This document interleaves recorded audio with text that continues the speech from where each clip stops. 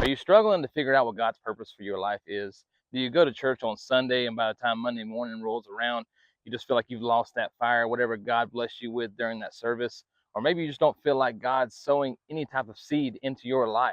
Maybe the problem isn't the seed that He is sowing. Maybe it's the soil that He's sowing into. Let's take a quick look at a parable that Jesus talked about during the Gospel of Luke. Maybe help us better understand these situations. In Luke chapter 8, Jesus tells a parable about a farmer who is sowing seed into 4 different types of soil. In this parable, Jesus was trying to use soil as our hearts. So the condition of your heart determines how the seed will grow in your life. The first type of soil that Jesus talked about was soil like this dry and hard land, or basically what he would call the footpath.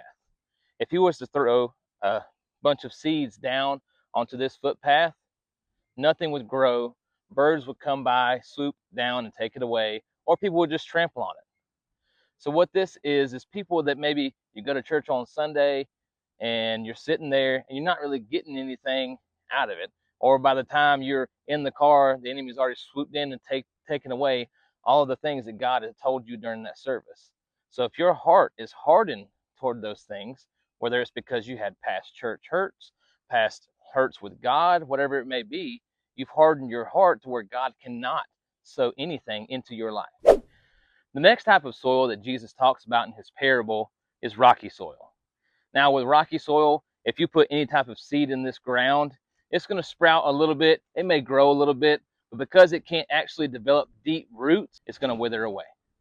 So this is for someone who maybe is new to the faith, maybe who's newly rediscovered God, is excited, is joyful, but as soon as you get back to your old life, your old temptations creep back up on you and you fall. And this happens to a lot of people. It's unfortunate, but it's okay because we can learn from it. What we learn is to be able to combat this, we have to get the temptations out of our life, or you have to fight them every single day. The next type of soil that Jesus talks about in his parable is soil that's covered in thorns or weeds. So if you're this plant and you're thriving in God's plan and you're thriving in this soil because your heart is abundant and full, but you're surrounded by weeds, or what Jesus calls the cares and the joys of this world, what this world can offer you, whether that's fame, fortune, riches, popularity, chasing after accolades that only matter to this world. Your entire life that God has planned for you is literally being choked out. And that's what he says in his verse, that these weeds and these thorns choke out the life that he's promised to you. All of the nutrients, all of the water, everything that is supposed to be going to you, this plant, to grow you, is going towards this weed. So you have to be able to look at your life and ask yourself, who am I surrounded by? What do I care about? And if it's just a weed, you need to pull it out. So the last type of soil that Jesus talks about in this parable is what he calls the good soil, or the fertile soil. So this soil is not to represent perfect people. It's to represent people who are honest and good-hearted. They care about others just as much as themselves, and they cling to God's word, not only by hearing it, but by obeying it. So no matter what type of temptation comes into their life, they can fight it. No matter what type of weed is in their life, they can pull it out. They can open their heart to God because they cling to his word. And so lastly, the thing I want to point out is at the end of Jesus' parable, he says, you have to be patient. A good spiritual growth does not happen overnight. It takes time to develop. You have to be patient with God's plan.